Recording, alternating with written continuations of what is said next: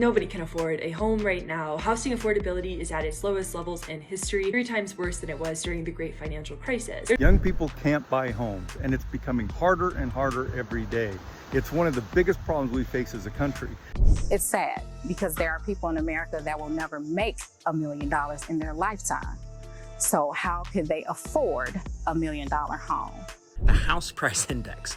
We have never seen home prices rise this much in U.S. history without having a correction. The number of realtors. Every time we go into a recessionary time, a bunch of people have gone to sign up to be realtors. The home prices versus the median income. Anytime we hit these levels, we have seen very negative consequences of that. American homes are very expensive these days, we can all agree with that. Especially the interest rate is still very high, sitting at 6.5%. But then a lot of people would also say in the 1980s, interest rates were way higher, like 15%. But you also need to look at homes back in the 1980s, they were a lot cheaper too. So let's just find out if the homes are actually more affordable or less affordable in the 1980s. And I'm telling you, the results may actually surprise you. We're gonna compare these 4 years, 1982, 2006, 2021 and 2025, and to see if the homes are more affordable or less affordable. We use the year of 1982 being that's when the interest rate were the highest, sitting at 16%. And we use the year of 2006 being that's the year right before the real estate recession. So that's right at the peak of the bubble. Use the year of 2021 because that's not too long ago and the interest rates were way lower, sitting at 3%. And today, 2025, using current numbers, we're gonna plug in the data like mortgage rates, median home price, median household income, home price to income ratio, debt to income ratio, and for fun, rent to income ratio. So we use the year of 1982 when the interest rate was sitting at 16%. So most of the realtors will tell you, really because they just want you to buy a house with them, even though rates are at 6.5%, back in the 1980s, rates were a lot higher. So in 1982, the average interest rate to buy a home is about 16%. 16, that's high. And that's pretty much like the hard money loan interest rate today. 2006, right before the real estate recession, interest rates were about 6.5%, which is right around today's rate. Yeah. 2021, we all know what happened in 2020, and the interest rates were about 3% or even lower. Let's just use 3% here. And 2025, today, 6.5%. So about the same as 2006 interest rate. But let's compare some numbers. I mean, homes are a lot more expensive now, but people are also making a lot more money now. Median home price in 1987. You want to take a guess? 200,000? No, 200,000 you can buy a mansion. Oh. $69,300. Wow. Yeah, that's pocket change. In 2006, median home price is about $221,900. In 2021, the median home price is about $397,100. And 2025, today, it's just under $420,000. That's a huge difference. Yeah, look at it this way. In 2025, homes are 6 times. Is it 6 times? Yeah, I did math in my head. 6 times more expensive than 1982 right now. But, I mean, are you making 6 times more money than 1982? Probably not. But not everybody's a baller. People need to borrow money from banks to buy a home, okay? So if you had put down 20% down to buy a home at the median home price at the average interest rate back at that time, in 1982, your monthly payment will be about $746 a month. 2006, it will be $1,122 a month.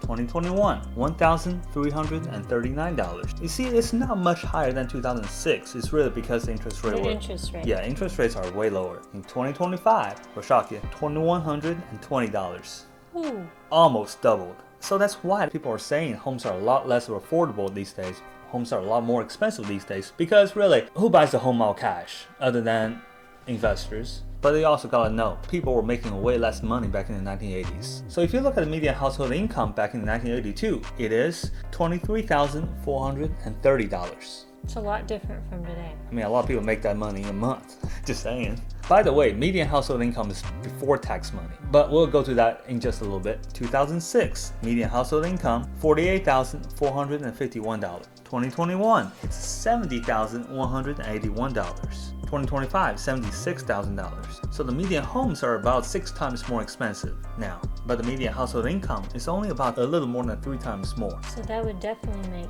today less affordable? Let's look at numbers. Back in the days, you don't pay as much taxes as right now. So I looked this up. If you're making the median household income, on average in the US, in 1982, 16% of your income is taxed. So really, you only take home about $19,681 in 1982. 2006, if you're making the median household income, 20% of your income is pretty much taxed. So you're taking home $38,761. 2021, $56,847. And today, $60,800. Take home. Honestly, I think people take home a lot less because you got health insurance, you got car insurance, and this insurance, that insurance. Yeah, got everything's taxed. Sales tax, vehicle tax, intellectual tax, just saying. So if we're just looking at the home prices and take-home income, we can have a number called home price to income ratio. That pretty much means if you're saving everything that you're making and in a perfect world, you're not spending anything and you just sit there and save all the money you have, and it will take you this amount of years to afford a median home if you're making a median household income. In 1982, this number is 3.53. This is the median home price divided by median household take-home income. It will take you about 3.5 years to save everything to afford a home. In 2006, this number is 5.73. This is right before the recession. This is really the peak of the bubble. People say it's 2008. It's 2006. Yeah, I'm old enough to remember that. So in 2021, that index is sitting at 6.99. 7 years not spending anything, you'll maybe afford a home at the median home price. That's assuming homes are not appreciating at all. And in 2025, surprisingly, 6.9. It dropped a little bit because people are actually making more money now. But the real reason is really because they rose the interest rate. Home prices are not going up as much, but people's income are still going up a little bit. That's 6.9. Just 0.09 better. It's really not much better. No, and compared to 1982, that's a lot longer to have to save up to buy a home. Yeah, and this is assuming that you're not taking out any debt. This is just you're buying a home out cash. This is just numbers showing how affordable homes are. That if you're a builder trying to buy a home without cash, this is how affordable homes are. And now, if you're going to a bank, borrow money, and purchase a home, which bank will charge you an interest rate, the number you should be looking at is debt to income ratio. In this case, we're looking at if you're taking out a mortgage at the average interest rate, purchasing a home at the median home price, assuming you're making the median household income take home after the taxes. This is your debt to income ratio when you're purchasing a home in 1982, 45.5%. So about 46% of your income is serving that mortgage. This is not including your property tax, insurance, vacations. That's a lot.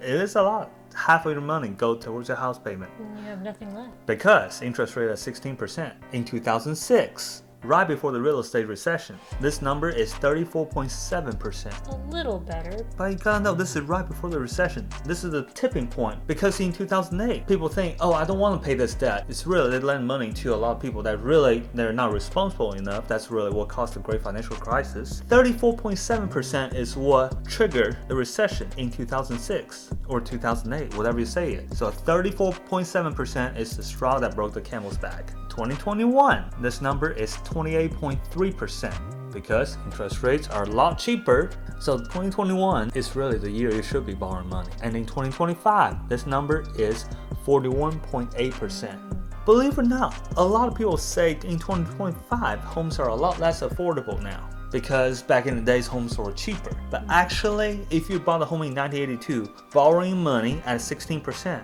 you're more miserable. A larger percentage of your income go to service your debt. That kind of triggers people to put extra payment into their housing payment to pay down their home so they own a home free and clear. I'm not saying you should be doing this right now, but it's not a bad idea. If you're not making a return more than 7% on your money, you really should be paying down the debt. In 1982, homes were actually a lot less affordable if you borrow money to buy it. A lot more affordable if you pay all cash. But if you had the money. Yeah, that's very unrealistic.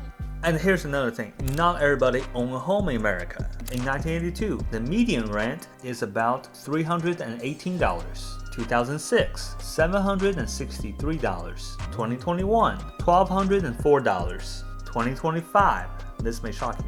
I'm gonna go with 1,500? No. Higher? Rent really shot up in 2020. 1,800? $1,612. I was between 15 and 1,600. Let me do a quick math really quick. Hold on. So 1612 divided by 1204. So within 4 years, rent has gone up 34%. In just 4 years. In just 4 years. Yeah, I'm not the Asian calculator. I actually still need a calculator. So rent has been going up on average 7.5% every year from 2021 to 2025. 7.5% per year, that's a lot. Well, the stock market kind of returned quite a bit too, just like 20+%. And if you bought Bitcoin or Tesla stock those years, oh yeah, you're good. So, if you're renting a place in 1982, paying the median rent, making the median household income take home, that rent payment is about 19.4% of your income. 2006, 23.6%, 2021, 25.4%, and 2025, 31.8%. This number has been steadily going up. The demand for rentals are going up, and that's why the landlords can raise their rent, because there are tenants out there. You know, we're gonna drop our rent if no one wants to rent, which you can kind of see in 1982. More people are buying homes and less people choose to rent. So for those people who say in 1982 homes are a lot more affordable, yes, you're right if you pay all cash. But if you're borrowing money, homes are really not that affordable in the 1980s, specifically 1982 versus 2025. So what do you think? That interest rate makes a huge difference. It urges people to pay down their debt. And right now people are spoiled by 2021 to borrow money to service their lifestyle. That's part of the reasons. So where is this market going? I don't know. But the only thing I can tell you is if you want to buy a home, if the best time was 10 years ago, the second best time is today. Whenever you buy a home, follow these 3 rules. Location. Location. You got it. She's got it. I say it way too many times. She already got tired of me saying that. Rule number 1, location. Rule number 2, location. Rule number 3, location. Because really, look, if you don't like the kitchen, if you think the kitchen is dated, the bathroom, you don't like those avocado green tiles or stinky carpets. Don't you like these avocado green tiles? I probably shouldn't have touched that.